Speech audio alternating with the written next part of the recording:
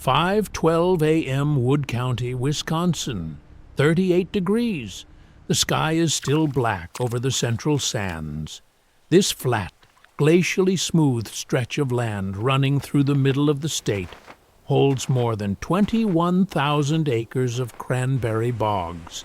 Some of them are already filling with water. This is not a flood by accident. This is a flood by design. Diesel pumps are running.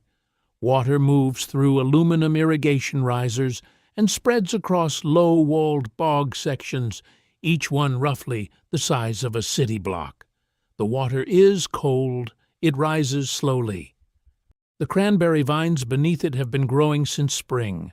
Low, woody, sprawling plants that sit close to the ground and produce more fruit with every passing season as long as the timing holds. Right now, timing is everything. There are 6 weeks, maybe fewer.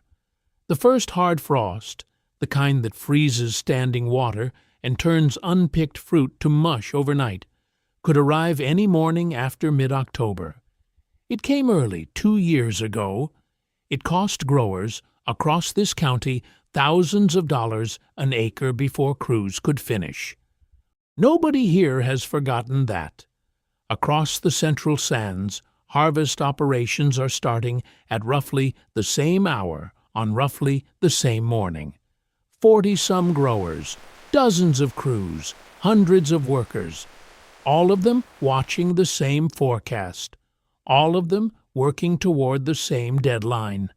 Wisconsin produces approximately 60% of the cranberries grown in the United States.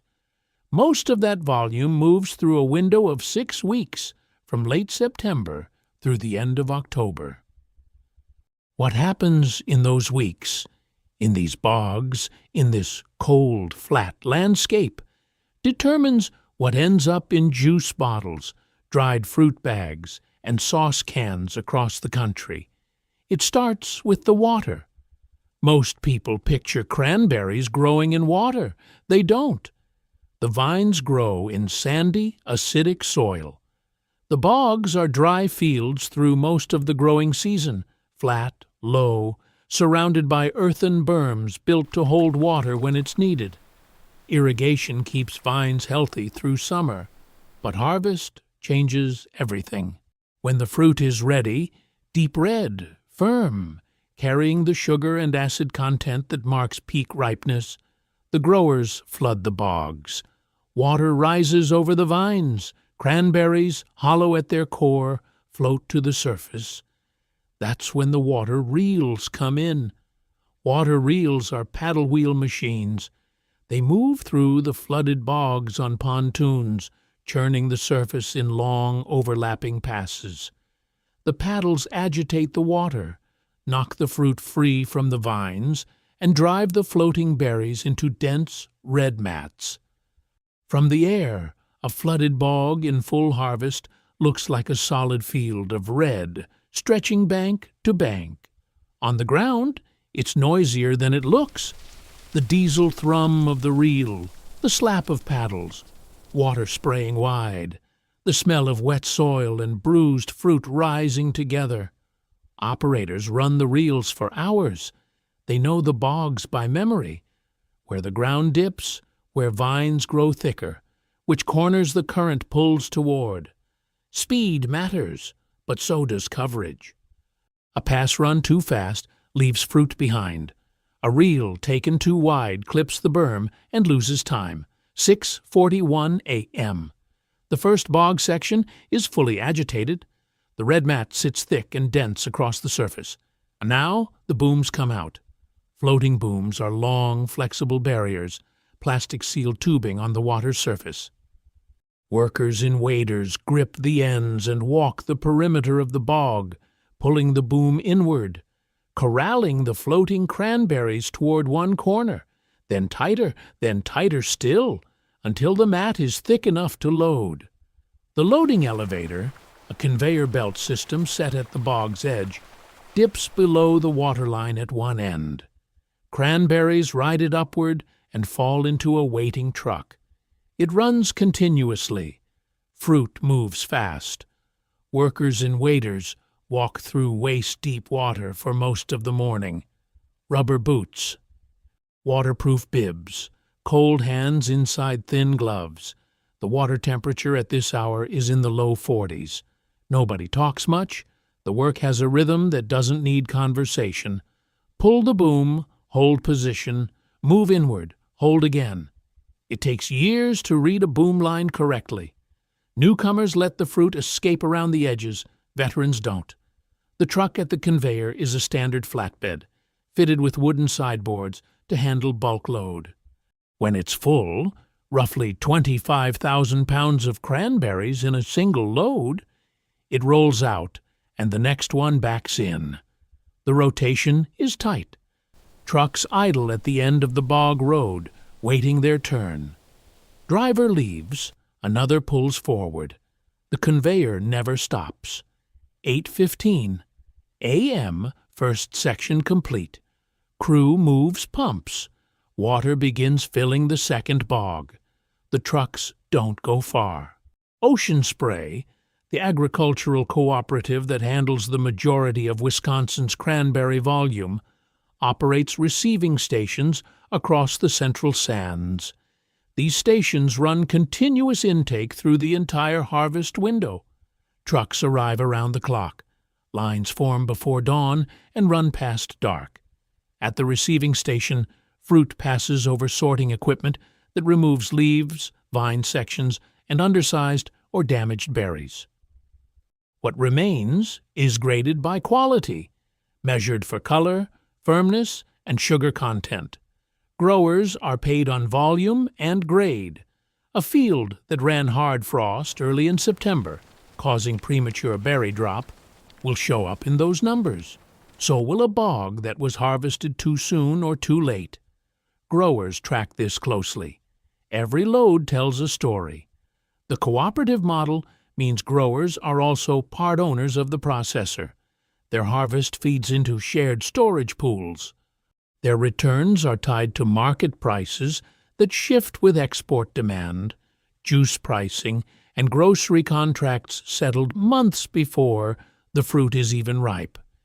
It is a system built on coordination between growers, processors, cooperative leadership, and the retail chains that move product to shelf.